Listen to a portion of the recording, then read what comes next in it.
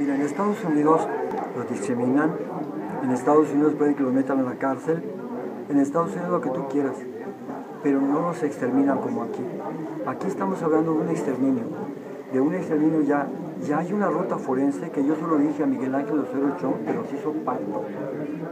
Yo te lo dije en la primera entrevista que tuve con él después de vernos con el presidente. Yo le dije, mire, por favor, hay una ruta forense, haga algo. ¿Cómo van a hacer algo para investigar la ruta forense? Si la ruta forense y la ruta de los secuestros coincide con toda la ruta administrativa priista. Si es la misma geografía de los priistas, me explico, aunque no han sido los únicos, pero eso siguen siendo así. Entonces, no, yo creo que no se puede esperar gran cosa que se mejore, pero la situación en México es mucho peor porque aquí los secuestran, aquí las violan, las venden, las tratan a las mujeres, o los hombres también ya los violan también, o se hace el gran negocio y que no digan los funcionarios públicos que no se hace nada, que ellos más bien que hagan algo por ellos. Ahorita yo tengo un ejemplo que no lo voy a dar todavía, ¿verdad? Pero tengo los pelos en la mano de un nuevo acto de corrupción, que seguramente en unos días más lo vamos a dar a conocer. Y es una pena que en México se trate tan mal a los migrantes y que lo que más triste, los gobiernos de Centroamérica y su protección consular y su representación diplomática no alcen la voz para reclamar a México respeto para la vida de sus connacionales. O sea, es una cosa atroz. Aquí ya no hablamos solamente de meterlos a la cárcel o discriminarlos, hacerles el feo.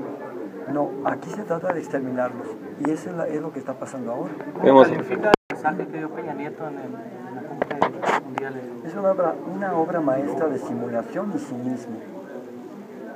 ¿Sí? Es una obra maestra de simulación y cinismo. ¿Cómo es posible que vaya a decir tantas mentiras para convencer a los incautos extranjeros que vengan a invertir? Pero le brincó la liebre, le tocaron el talón de Aquiles. Y ahí mismo en Davos, Suiza, alguien le aspetó cuestionándole la seguridad. ¿Sí? Y eso nada más uno. Pero si supieran todo lo demás, seguramente verían que no es lo que él dice. Son mentiras. Padre, susceptible que en el Plan Nacional de Desarrollo pues el tema de inmigración quede rezagado. No se toma en cuenta este principal problema que está afectando ahorita. Se está trabajando en el Plan de Desarrollo Nacional, se está trabajando el tema migratorio. Hay 60 organizaciones que están trabajando en esto, en un colectivo que está trabajando, pero finalmente va a ser lo que hizo Felipe Calderón el año pasado, en la gestión pasada, con el reglamento. A ver, vamos a llamar a consulta porque lo dice la ley, pero al final no tomaron en cuenta nada. Igual aquí, nos van a dar a tole con el dedo. Es la verdad, pues yo no espero gran cosa. ¿Para qué? Y no espero gran cosa porque yo insisto, México es criado de Estados Unidos, es el criado. Entonces, puedes decir lo que quieras, pero no va a dejar de ser criado. Ese es el punto, el disco duro. México está para servir a Estados Unidos, como yo se lo digo en la carta a él. Usted no gobierna para los mexicanos, gobierna para los empresarios, para el capital extranjero. Entonces, México está para atender los intereses de seguridad de Estados Unidos. ¿Sí?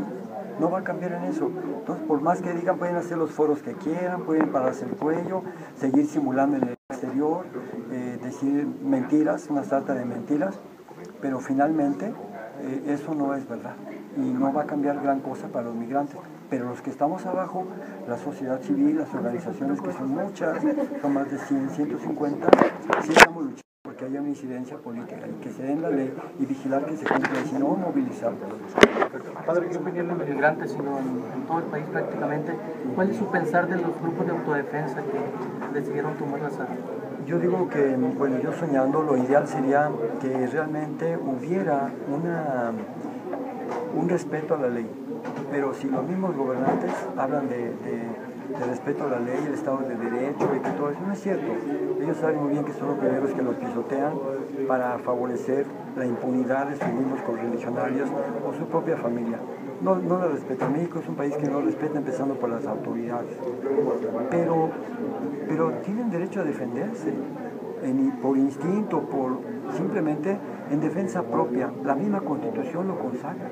La Constitución dice misma que inclusive se puede defender hasta con un arma a una persona, si es que peligra su vida para defenderse.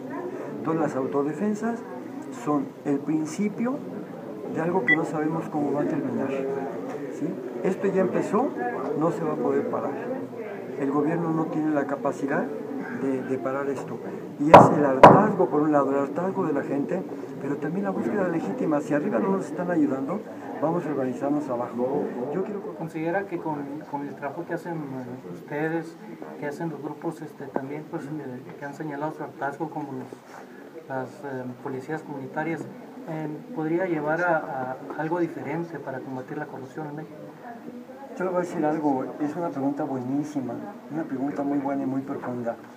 Para combatir la corrupción en México hay que ir a las fuentes, es decir, reeducarnos, reabastecernos de valores.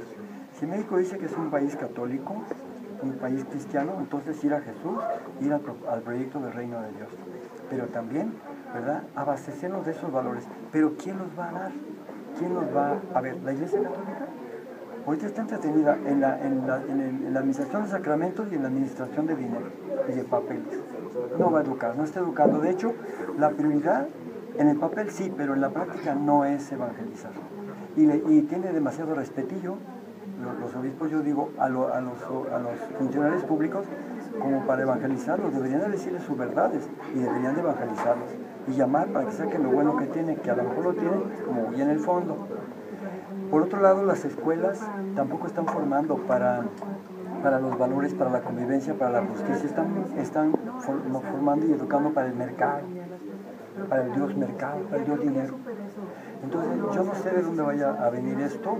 Las familias están muy débiles, ahora más débiles que nunca. Las familias, los padres tienen menos autoridad, menos ascendientes sobre sus hijos, sus hijas. Y la verdad es que hay un caos ahorita. Para que esto cambie, vamos a tener que esperar un buen rato, amigo. Yo auguro que va a haber una mayor destrucción. Lo siento, pero auguro que va a haber una mayor destrucción, que todavía no hemos tocado fondos, que nos toca vivir lo peor todavía de violencia en México, porque este gobierno no está pensando en detener las cosas, revertirlas, tomar en cuenta a la gente y hacer un gran acuerdo nacional con la voluntad de todos. Está pensando en cómo perpetuarse en el poder, cómo seguir y continuando con todo lo que está haciendo, está enfocándolo a la cuestión electoral. No les importa transformar México, y ni mucho menos con una ética que no tiene. Gracias, padre. Sí.